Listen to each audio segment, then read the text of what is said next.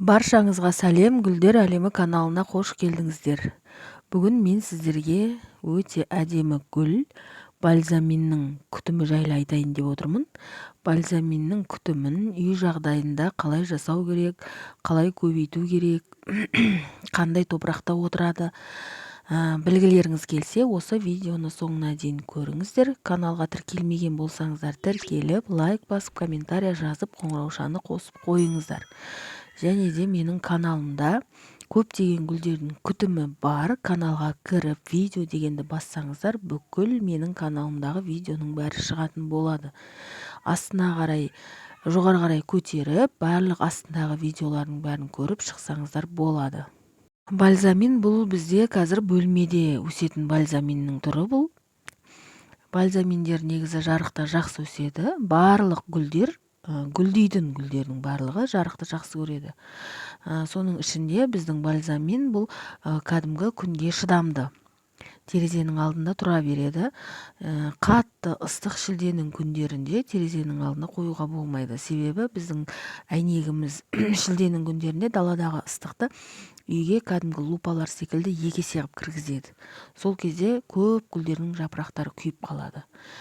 Жарық неғұрлым көп болса, соғұрлым жақсы гүлдейді бальзаминдер. Және де су шашып, оны бір қайта-қайта жаңағы күтім қылып, оған жапырақтарына су шашып, ондай жасау керек. Әрине шаң тұрғанда былайша шомылдырып тұру керек, бірақ гүл ашып тұрған кезде особо қажет емес. Себебі гүлге су тигізуге болмайды. Гүлге дақтар түсіп кетуі мүмкін. Сондай, мысалы, үйде де ауа құрғап кетсе, көп гүлдер бар, үйдегі ауаның құрғақтығынан жапырақтарының ұштары қурап кетеді. Бізде бальзамин ондай влажностьқа төзімді. Құрғақ ауада тұра береді, былайша айтқанда. Өсуі өте тез өседі, және де неғұрлым кесіп, неғұрлым күтімін дұрыс жасасаңыз, гүлді көп ашады. Көп гүл ашып, пышный болып гүлдейді. Түрлері өте көп, және гүлдерінің де цветі өте әртүрлі болады. Неше түрлі көздің жауын алатындай түстері бар. Енді бальзаминдерді қалай суғарамыз? Бальзаминдер бұлар жапырақтары жұқа болғандықтан тез шөлдейді. Негізі бір белгісі бар, жапырағын төмен қаратады шөлдеген кезде. Сол кезде су құйсаңыз, қайтадан өзі қалпына келіп, жапырағын көтеріп алады. Бірақ ондай жағдайға жеткізбеу керек. Егер де сіздің бальзаминіңіз қайта-қайта жапырағын түсіріп, сөйтіп шөлдеп, сөйтіп сондай дәрежеге жеткізіп суғаратын болсаңыз, гүлден айырылып қалуыңыз мүмкін, не болмаса жапыраққа зиян тиюі мүмкін. Кей кезде мысалы ұзақ шөлдеп қалса, жапырағы сондай қатты жұмсақ дәрежеге жетіп өзінің қалпына келе алмай қалса, сіз не оның жапырағынан айырыласыз, не болмаса гүлдің өзінен айырыласыз. Қанша су құйсаңыз да қалыпқа келмей қалуы мүмкін.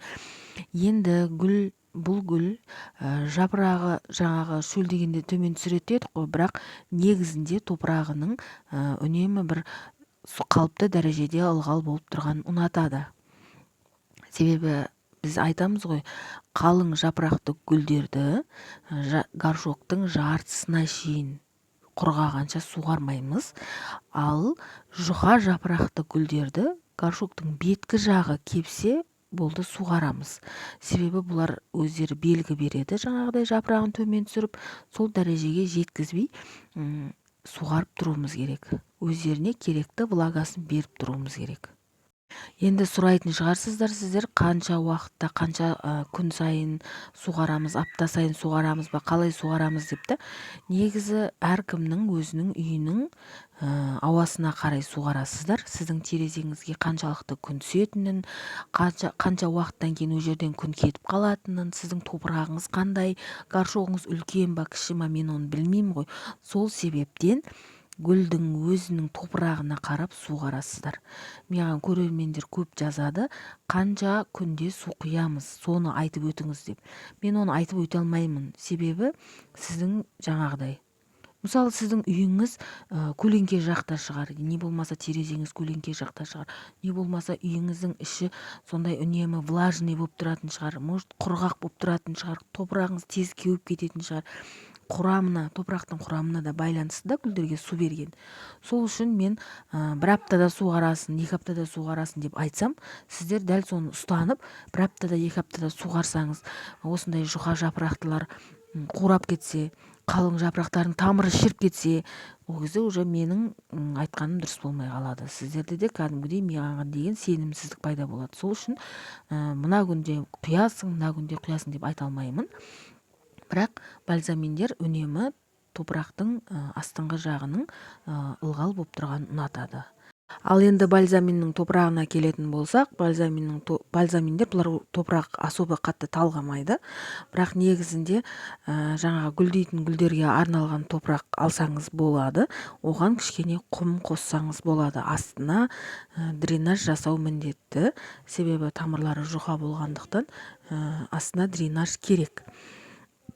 Әрине, барлық гүлдерді өзінің тамырына лайықты жаңағы горшокқа отырғызсаңыз жақсы өседі, жақсы гүлдейді. Сіз неғұрлым үлкен горшокқа отырғызсаңыз, ол сол горшоктың ішін тамыр толтырып алғанша өспейді жоғары қарай. Көп көрермендерім жазады, менің гүлім, осы гүлім бар менде, бірақ неше жыл болды өспейді дейді. Ол сол горшокты тамыр толтырып тұр, не өлмейді дейді. Значит, ол горшокты тамыр толтырады, одан кейін барып өседі. Неғұрлым тамырға шақ горшокқа отырғызсаңыз, соғұрлым жақсы. Әрине, жалғыз оған ғана кеп тіреліп қалған жоқ, топырағы да жақсы болу керек. Топырағы әр гүлдің өзінің өсу өзінің несіне жаңағы сәйкес келу керек. Сол кезде ғана гүл нормальный өседі, жақсы өседі. Кейбір гүлдер бар, әрине, жай өседі. Олар бір жылына бір 3-4 сантиметр, 5 сантиметр қосады. Ал кейбір гүлдер өте тез өседі. Соның ішінде біздің бальзаминіміз өте тез өседі. Енді көбею жолына келетін болсақ, көбею жолы бұлар кәдімгі жоғарғы жағын кесіп аласыз. Сөйтесіз, соны суға тамырлатасыз. Топыраққа тамырлатсаңыз да болады, әрине алдымен карнивинге батырып алу керек. Карнивин деген ол тамыр ашуына көмектесетін ұнтақ. Соған батырып аласыз да топыраққа тығып қоясыз. Не болмаса, жаңағы суға тамырлатып алып, кейін барып горшокқа отырғызсаңыз болады. Көбею жолы осылай. Дәрумен беретін болсаңыз, көктем айынан бастап көз айларына дейін айына 1 рет гүлдейтін гүлдерге арналған дәрумен берсеңіздер болады. Әрине, гүлдейтін гүлдер калийі көп дәруменді жақсы көреді. Неғұрлым калийі көп болса, соғұрлым гүл ұзақ тұрады және гүлдеу процесі көп болады. Жаңа пышный болып гүлдеп береді. Енді бүгінгі видеом сіздерге пайдалы болса, каналға тіркеліңіздер. Осындай әдемі гүлдеріңіз көп болсын. Түсінбеген жерлеріңіз болса, комментарияда сұрасаңыздар болады.